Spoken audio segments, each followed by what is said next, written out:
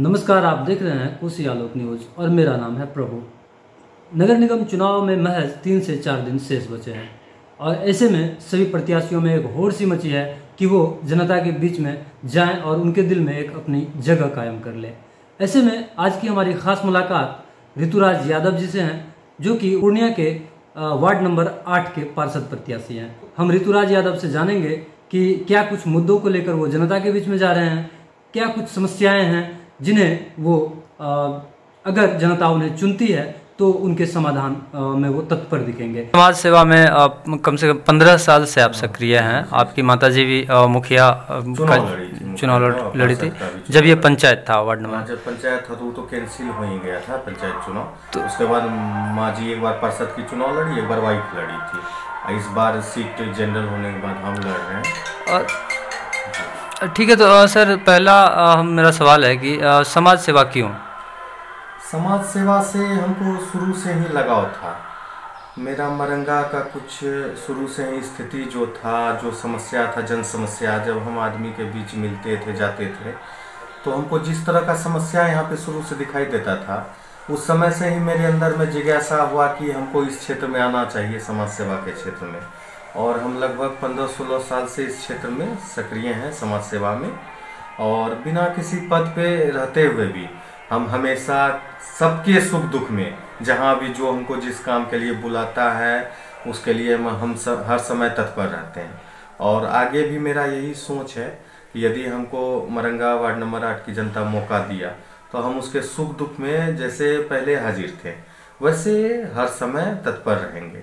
अच्छा, देखने में आता है कि जब चुनाव का माहौल होता है तो बहुत सारे ऐसे समाज सेवी नज़र आते हैं जो चुनाव में खड़ा हो जाते हैं और फिर चुनाव खत्म होने के बाद समाज सेवा से उसका कोई सरोकार नहीं बच जाता है। बस वही बात हम कहना चाहते हैं कि चुनाव के समय में बहुत तथाकथित समाज सेवी आ जाते हैं, लेकिन ये चुनाव जब 30 तारीख के बाद खत्म हो जाएगा, संपन्न हो जाएगा, तो यहाँ का जनता ही आपको फीडबैक देगा। आपको यहाँ के लोग से पूछ सकते हैं कि जो भी लोग चुनाव लड़ रहे हैं उसमें कौन सक्रिय रह जाते हैं, चाहे कोई दिखाई भी नहीं देंगे। कुछ लोग ऐसे हैं लेकिन वो 1-2 महीना जब चुनाव आता है तो चुनाव लड़ने के लिए समाज सेवी बन जाते हैं। तो खैर जो भी है वो जनता सब जानती है। इस बार जनता मरंगा का धोखा में नहीं आने वाला है। और दूसरा बात ये भी है कि आज के डेट में जो मेरा यहाँ पे लड़ाई है वो लड़ाई मेरा किसी व्यक्ति विशेष से नहीं। यहाँ पे आज के डेट में जो लड़ाई है मेरा, देख लीजिए, कम्बल, दारू, मुर्गा और ये सब बांट के जो हो रहा है उसके वर्सेस मेरा समाज सेवा है। यहाँ पे अभी एक ही मानसिकता है मरंगा के लिए कि आपको 5 साल कुछ काम नहीं करना है, और जब चुनाव 4 दिन 5 दिन बचे तो आप सक्रिय हो जाइए और फील्ड में कम्बल, साड़ी आप पता कर लीजिएगा, कुछ इन्वेस्टमेंट कर दीजिए चुनाव के टाइम में। मरंगा का जो कुछ लोग एक सोच बना दिया है कि यहाँ पे जो है एक बिजनेस है, राजनीति, इन्वेस्टमेंट और उसके बाद रिटर्निंग।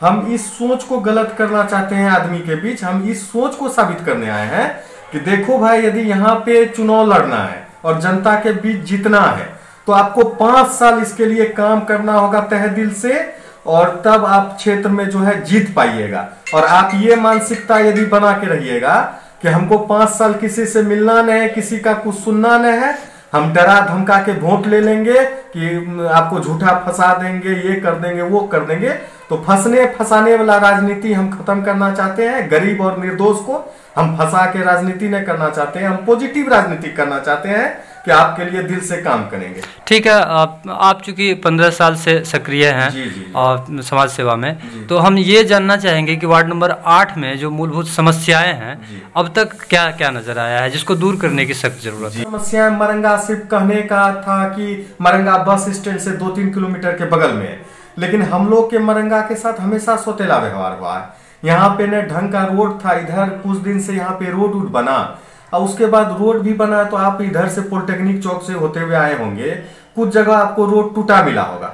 ये सब रोड बनने का ज्यादा समय नहीं हुआ है, 2 साल 3 साल में ये स्थिति है। रोड बनने में भी भारी भ्रष्टाचार हुआ है।